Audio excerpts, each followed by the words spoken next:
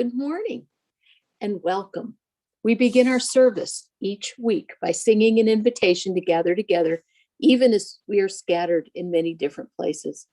Please remain muted as we sing, Enter, Rejoice, and Come In.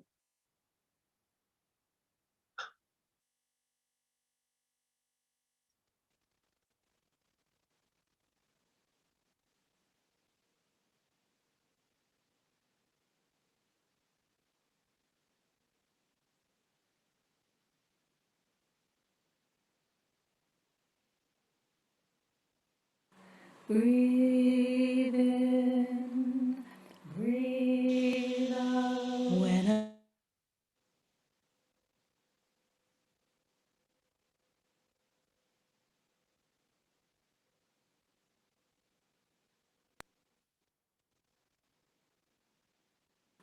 Breathe in, breathe.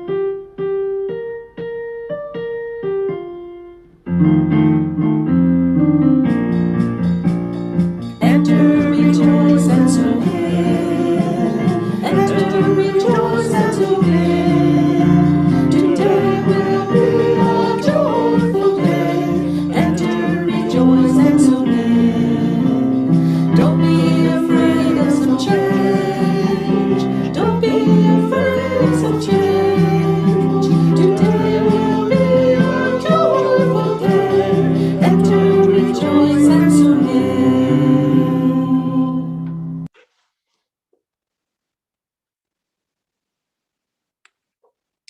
I'm Laura Anderson, and it is my pleasure to serve as this morning's worship associate at the Unitarian Universalist Fellowship of Charlotte County, also known as UUFCC. The service is being broadcast live via Zoom and YouTube.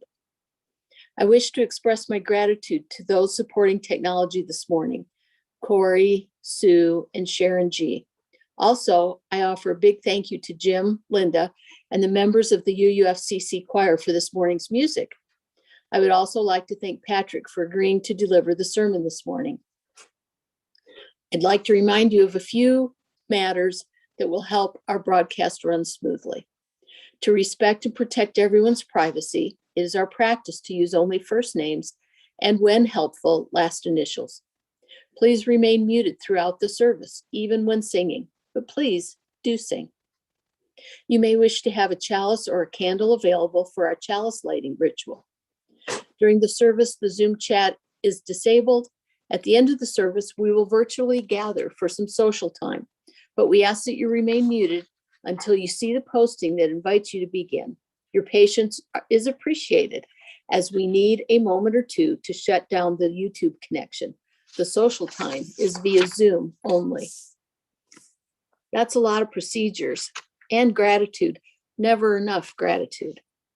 But this part was supposed to be a welcome to you. You are welcome here if you believe in the teachings of Jesus or Buddha. You are welcome if you practice paganism. You are welcome if your connection to everything is called God or the spirit of life or the mystery of the universe. We believe that all are sacred and worthy. It is good that we gather together this morning. If you are new and you would like to learn more about our fellowship, you can email Mary Jane at office@uufcc and or visit the website uufcc.org. We're glad that you're with us this morning. While we share many different beliefs and come from many different places, we are united by the chalice, the sacred symbol of Unitarian Universalism. We have a variety of chalices at the fellowship in Port Charlotte and in your home. We are united by the affirmation we recite weekly. As Bryce lights the chalice here in the sanctuary, please join me in the recitation of our affirmation. Love is the spirit of this fellowship, and service is its law. This is our aspiration, to dwell together in peace, to seek truth in love, and to help one another. Thank you, Bryce. I invite you to light your home chalices or candles. And now we will take a moment to center and breathe.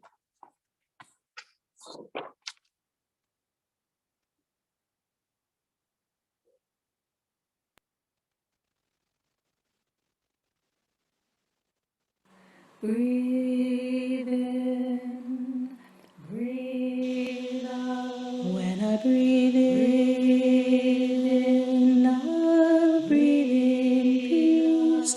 When I breathe out, I'll breathe out love. When I breathe in, I'll breathe in peace. When I breathe out, I'll breathe out love. When I breathe in, I'll breathe in peace. When I breathe out, I'll breathe out love. When I breathe in, I'll breathe in peace. When I breathe out, I'll breathe out love. When I breathe in, I'll breathe in peace. When I breathe out, I'll breathe out love. Breathe.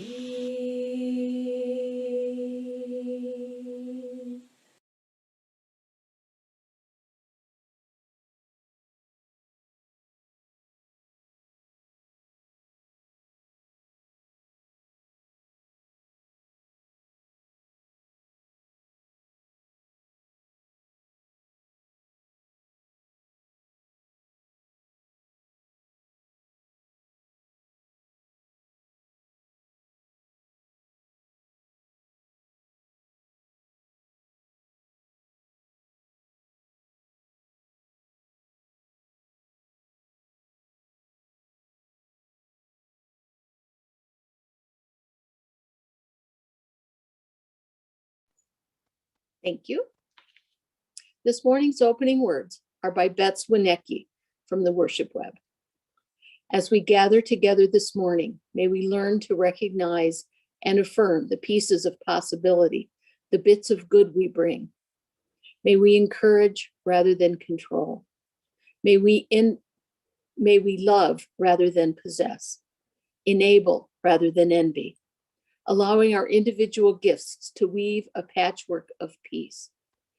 The soft, deep blue of sensitivity and understanding, the red energy of creativity, the white heat of convictions, the risky, fragile green of new growth, the golden flashes of gratitude, the warm rose of love. Each of us is indispensable if we are to minister to a broken and wounded world. Together, in our gathered diversity, we form the whole. So be it.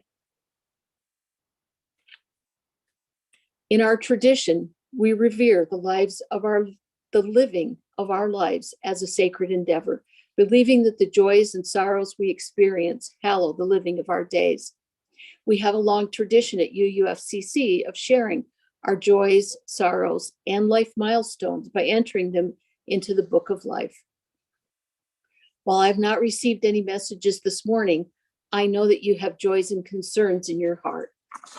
May we hold all these and one another in love and tenderness, so that this fellowship may be a source of strength and comfort, courage and hope in the days and weeks ahead.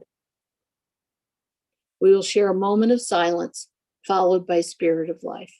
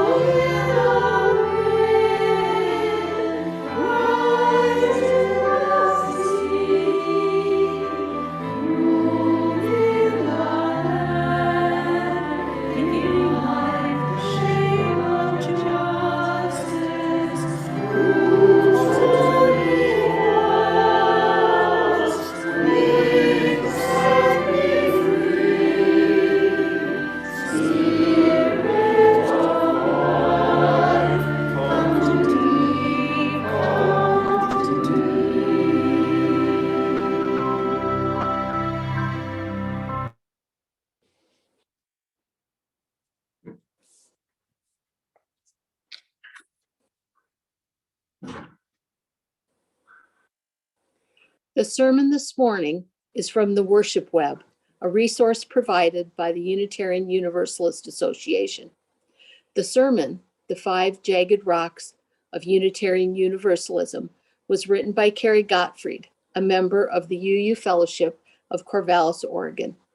Carrie includes references from several UU ministers, combining the sources and principles of Unitarian Universalism into a thoughtful homily.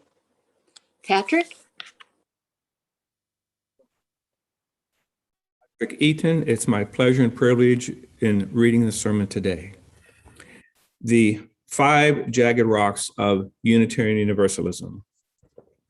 In the Bible, there's a pretty well-known story about David and Goliath.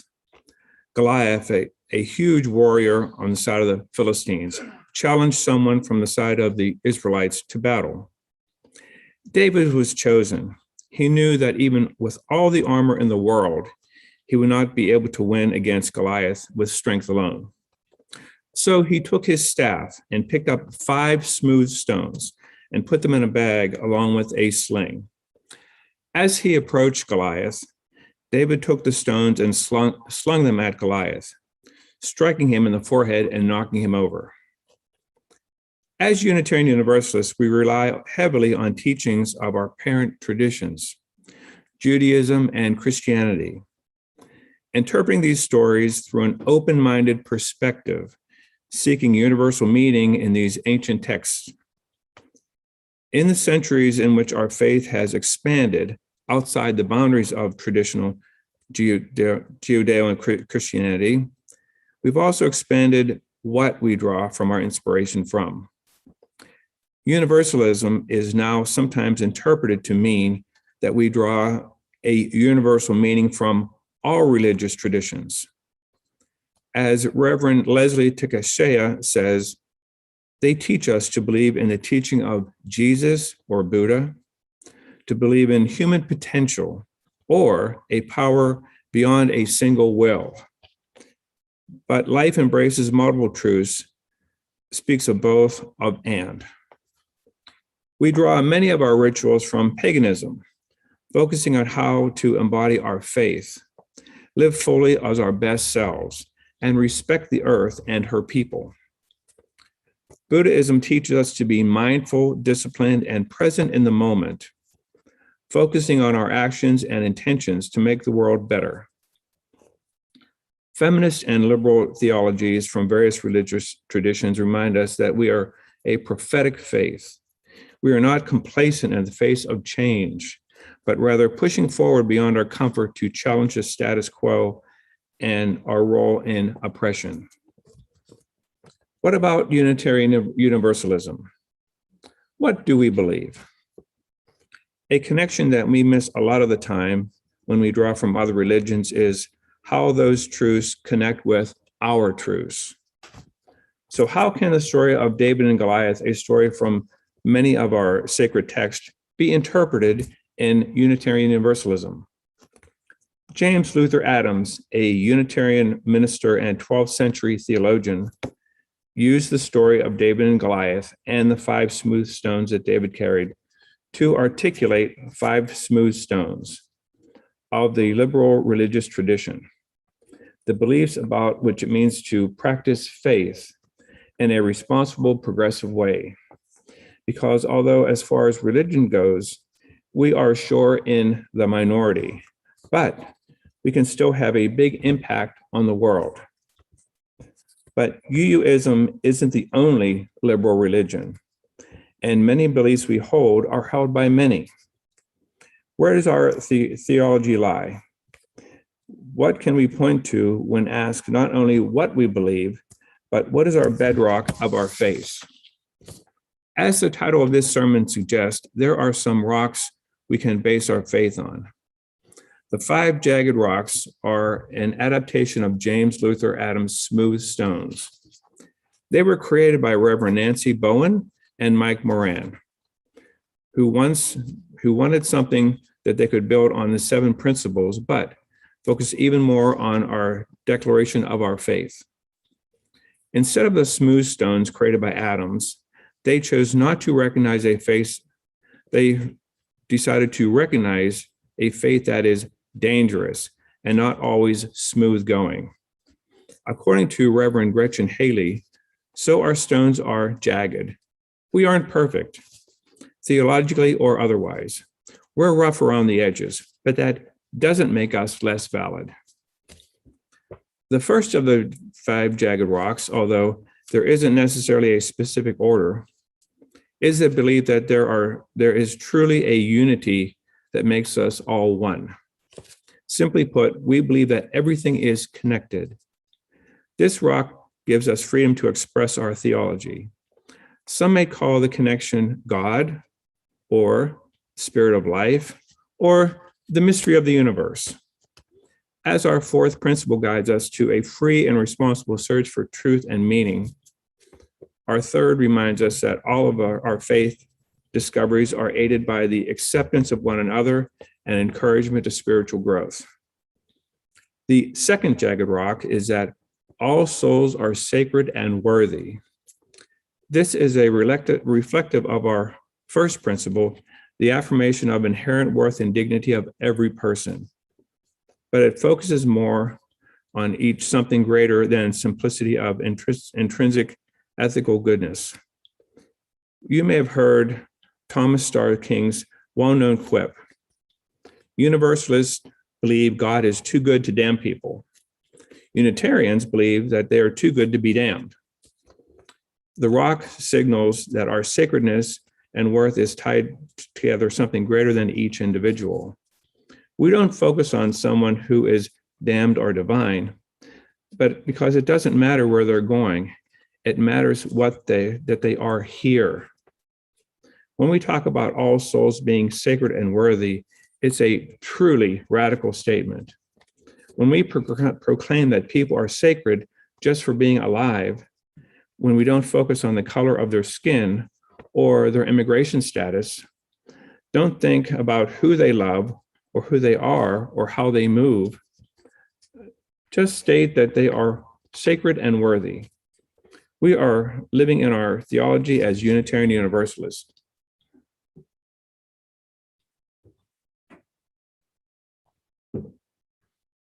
The 3rd jagged rock, courageous love, transforms the world.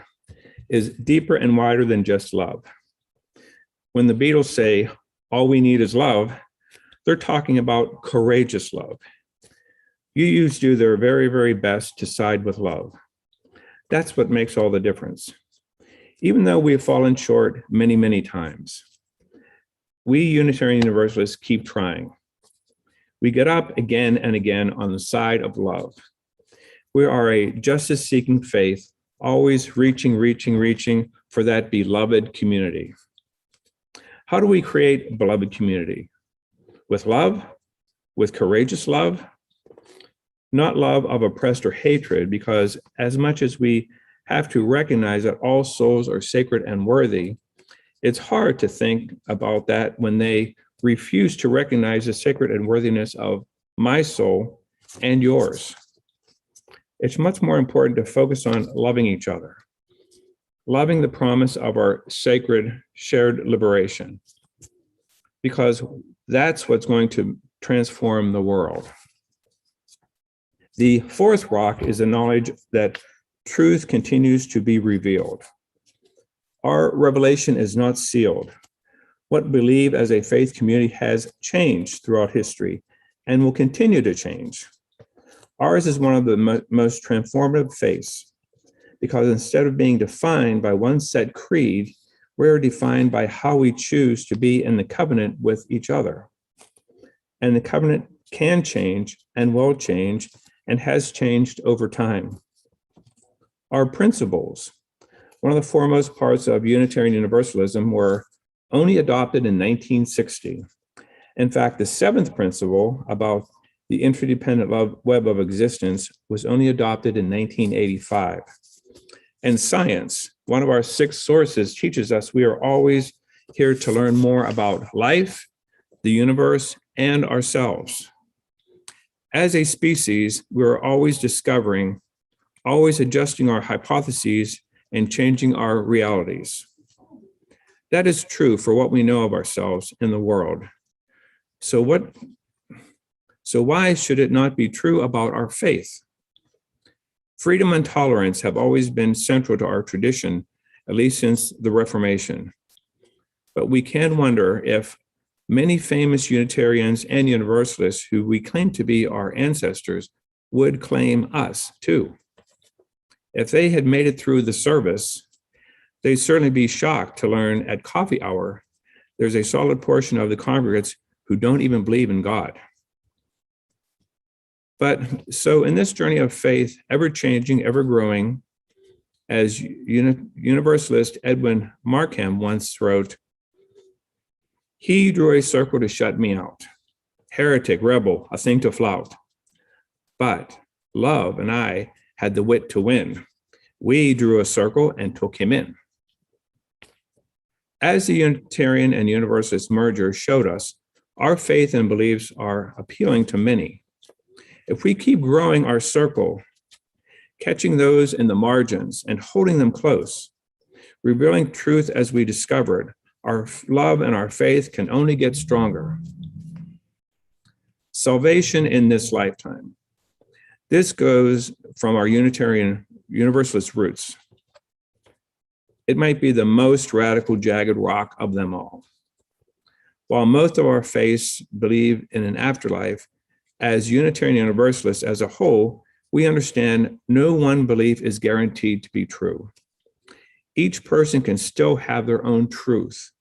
But what's more important to us than what happens after we die is how we live. I'm going to say that again. But what's more important to us than what happens after we die is how we live. Maybe we go to heaven or are reborn or cease to exist. Maybe our faith is predetermined, or maybe our actions add up to be determined whether we make it into the good place. But what can we do? What can we do to make the world a better place?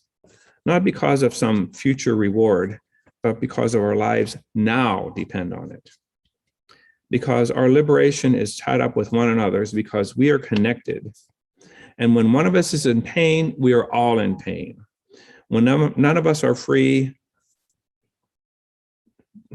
because none of us are free until all of us are free. There is no salvation for us in this life unless it is for all of us. We have gathered the light together. That is a promise of a beloved community. In 1790, when the Universalist Convention in Philadelphia adopted an anti-slavery resolution proposed by Benjamin Rush, who signed the Declaration of Independence, they were fighting for the salvation in this life.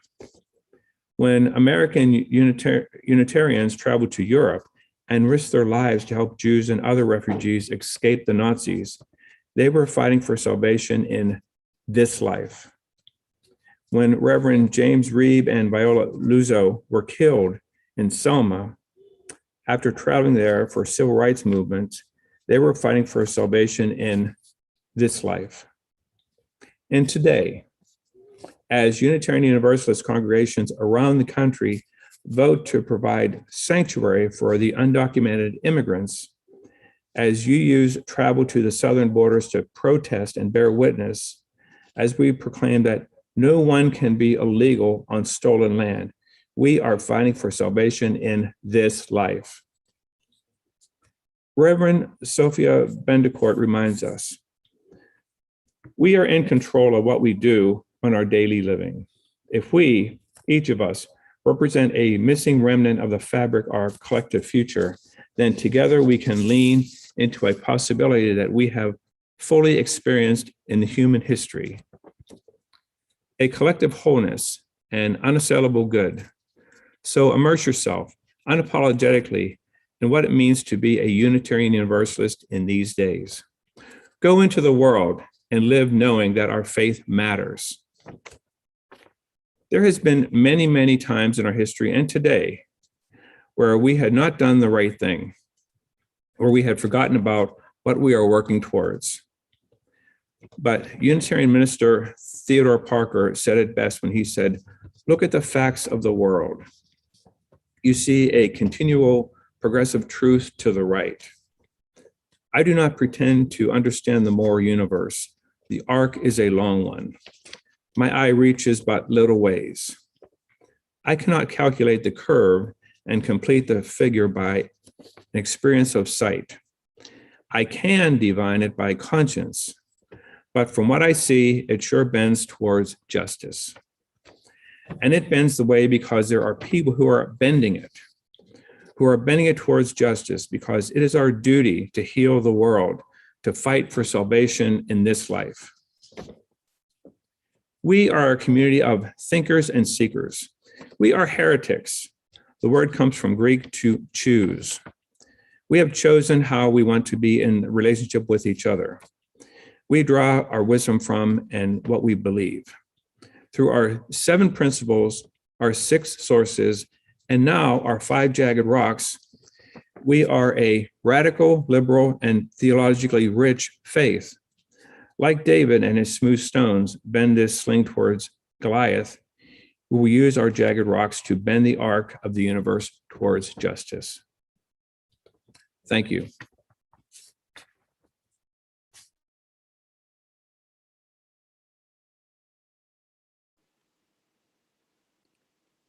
Thank you, Patrick. May it be so. Next, we present the hymn, Building Bridges.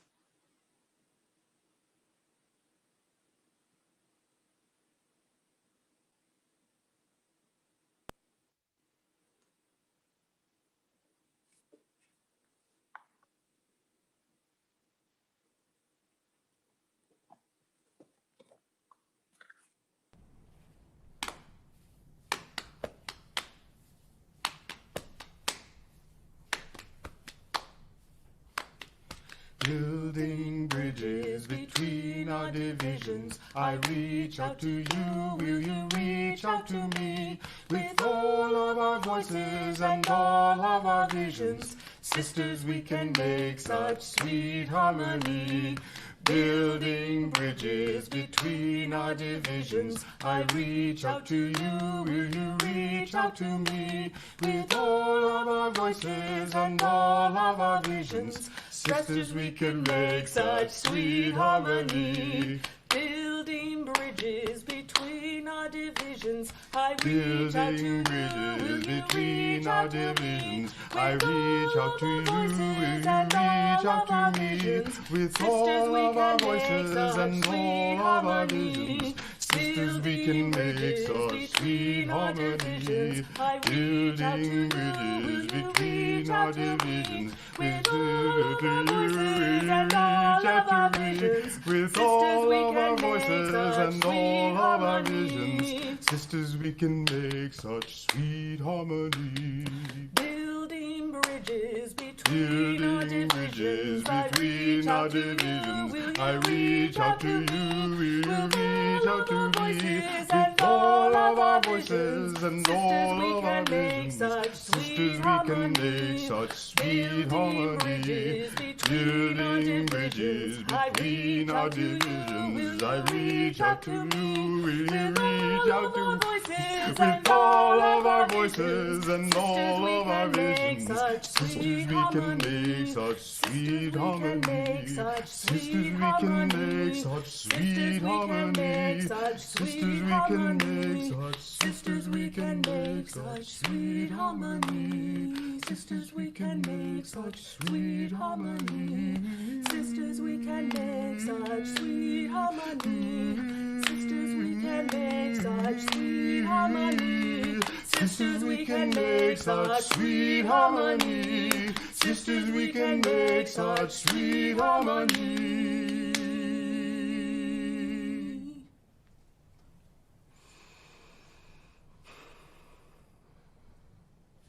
Hey.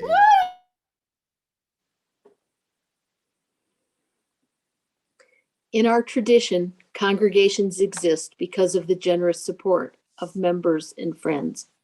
It is our privilege and our responsibility to ensure the health and future of this fellowship. To this end, your offerings to support the ministry of the fellowship, whether by pledge or donation, may be offered online. There are several ways you can give. You can mail checks to the office, drop them in our mailbox, or call the office to make some other arrangements. We are also equipped to accept donations through the Venmo app. Payments through this app should be made to UUFCC offering. Your generosity is always appreciated. If you are with us for the first time, please do not feel obligated to give. Today, you are our guest.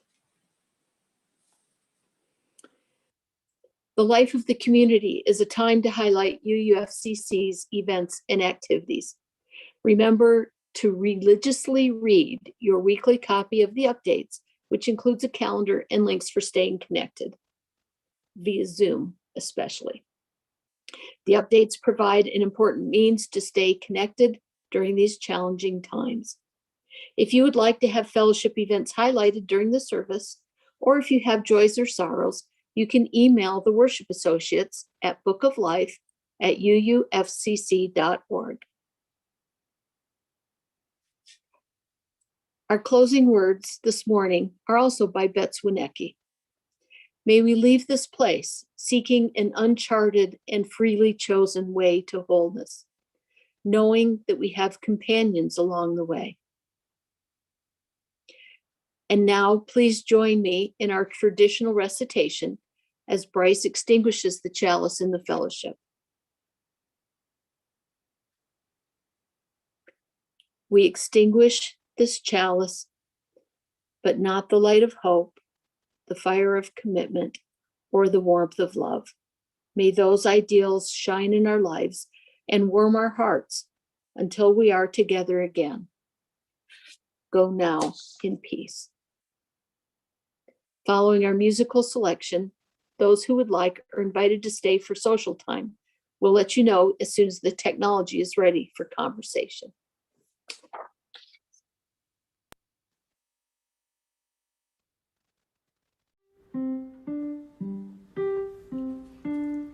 Go now in peace, go now in peace.